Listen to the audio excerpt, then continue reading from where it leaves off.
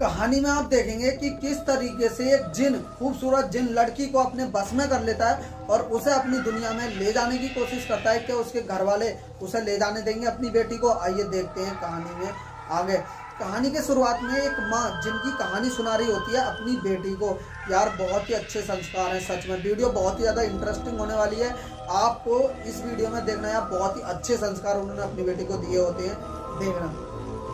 जिनके बारे में कहानी सुना रही होती है और वो बोलती है कि एक काल कोठरी में एक बाबा ने हमारे जिन को कब्जे में किया हुआ है और उसको अंदर कभी मत जाना। और वो उसकी बेटी कहती है हाँ मुझे पता है कि आप उसे हर हफ्ते खीर भी देती है, इस तरह की बात है, बहुत सारी बातें उन लोगों में होती हैं।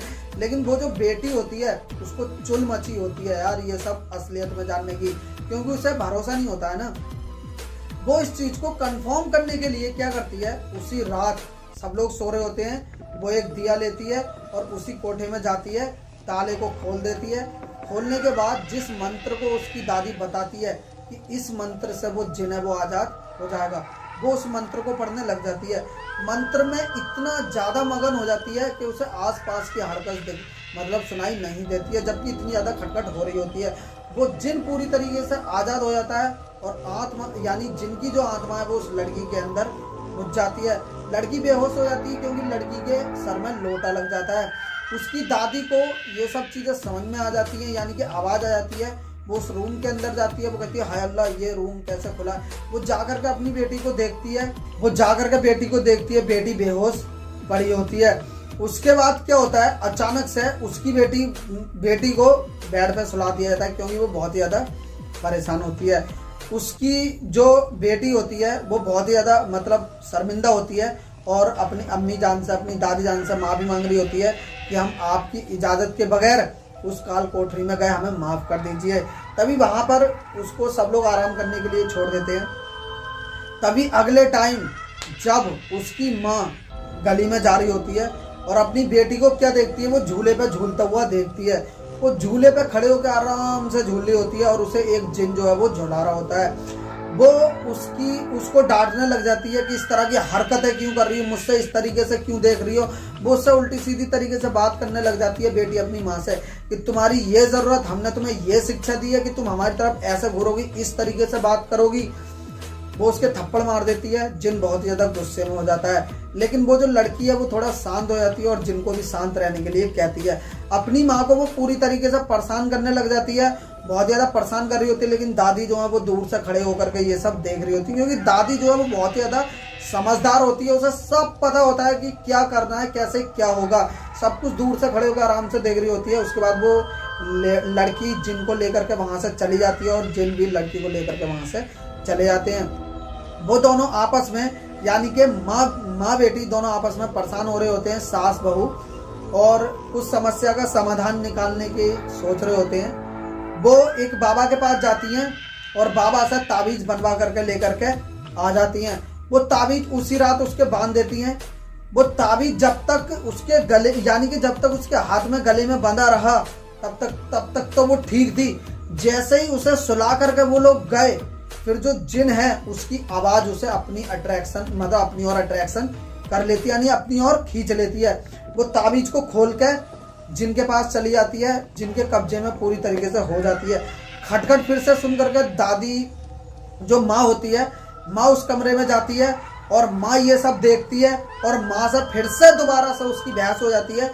माँ को वो दोबारा से उसे परेशान करने लग जाती है कि आपकी ये ज़रूरत, हमसे ऐसा वैसा, हम तुम्हें जान से मार देंगे, हमारे ये शौहर हैं, हम इन जिनसे प्यार करते हैं, हम इनकी दुनिया में जाना चाहते हैं, हम इनसे शादी करना चाहते हैं, इस तरह की बात है। उसके बाद खटखट सुन के उसकी दादी भी आ जाती है। उसकी दादी ये सब घटनाएं देखती है और अपनी माँ को जो है वो मतलब रोक लेती है। जैसे तैसे वो मतलब अपनी बेटी को, अपनी माँ बेटी दोनों आपस में मिल करके वो रुक जाते हैं और वो जिन जो है वो उससे प्यार करने लग जाता है। वो जिन अपनी दुनिया में उसे पूरी कोशिश करता है ले जाने की। उसके बाद उसका बाप शहर से आ जाता है। उसका बाप कुछ लाया होता है अपनी बेटी के लिए, अपनी बेटी के कमरे में जाता है और वो कहता है देखो हम तुम्हारे लिए जोड़ा लाए हैं, तुम्हें देखने वाले आए हैं, नीचे आ जाओ फटाफट पहन के। लेकिन उसे पता नहीं होता है कि मेरी बेटी के ऊपर जिनका साया है। तभी वो अपने बाप को भी मारने लग जाती है, अपने बाप को बुरी तुरी सुनाने लग जाती है और वो जिन जैसा जैसा कहते आता है वैसा वैसा वो करती जाती है। और उसके बाद क्या होता है, वो बाहर चली जाती है, उसका जो वो बाप है वो डर के मारे नीचे चले जाता है। वो बाहर जाती है और बाहर वो सीढ़ी के ऊपर चढ़ने लग जाती है, यानी जो सीढ़ी की ग्रिल होती है वो उसके ऊपर चढ़ने लग जाती है। वहां पर जो लड़के वाले उसे देखने के लिए आए होते हैं वो बहुत ज्यादा हैरान, बहुत ज्यादा परेशान होने लग जाते हैं। सभी लोग वहां पर परेशान होते हैं और वो सभी लोगों को बहुत ही ज्यादा डट कर के परेशान करने लग जाती है। और वो कहती है कि हाँ हमारे ये सवार है, हम इनके साथ जाएंगे, बहुत जल्द हमारी शादी हो जाएगी, ऐसा वैसा, तुम मुझसे शादी करेगा, उससे दूसरे वाले से कह रही होती है चला जाओ यहाँ से। बहुत सारी बहुत अजीबोगरीब घटनाएं वहां पर होती हैं। तभी वो लोग एक जाने माने बहुत ही ज्यादा ऊंचे बाबा से बात करते हैं, और जो बाबा होता है वो उनसे कहता है कि मैं आपको पक्का तो नहीं बता सकता कि मैं उस जिन से आपकी बेटी को छुड़ा पाऊंगा या नहीं, लेकिन अपनी तरफ से पूरी कोशिश करूंगा आपकी बेटी को उस जिन से छुड़ाने की।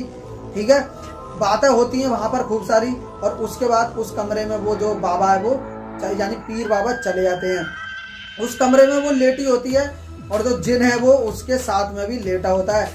उससे पहले वो जिन किसी को नहीं दिखाई दे रहा होता है, सिर्फ उस लड़की को ही दिखाई दे रहा होता है। उसके बाद वो पीर बाबा को तो दिखता ही है। उसके बाद वो पीर बाबा को अकेला समझ करके लड़की और वो जिन सोचते हैं ये तो अकेला है, इसको तो हम यूं ही मार देंगे। उसके बाद जैसे ही वो जिन उसे मारने जाता है, उसके पीछे से निकलते हैं दो अच्छे जिन उससे टक्कर लेने के लिए। शेर को सवा शेर मिल गया वाली बात हो जाती है। वो कहता है कि इस लड़की को पकड़ लो। उन जिनों से कहता जाओ मेरे साथियों, मेरे जिन, इस लड़की को पूरी तरीके से पकड़ लो और उस जिन को सबक सिखाओ बहुत ही अच्छा वाला। वो जिन उसे पकड़ लेते हैं और वो मंत्र पढ़ने वहां पर लग जाता है उसके ऊपर से जिन को हटाने के लिए। बहुत ही ज्यादा मेहनत, और जिन मतलब के सॉरी जिन कह रहा हूँ, मतलब मंत्र पढ़ने के बाद उसके ऊपर से बहुत ही ज्यादा वो दो जिन होते हैं ना, बहुत मारते हैं उस जिन को, बहुत मारते हैं, और वो भी साथ में मंत्र के द्वारा बहुत ही ज्यादा उस जिन को मार रहा होता है। वो बुरा जिन कहता है मैं इसे नहीं छोड़ूंगा, मैं इससे शादी करूंगा, ऐसा वैसा ऐसा, बहुत सारी बातें उस जिन के साथ उनकी होती हैं।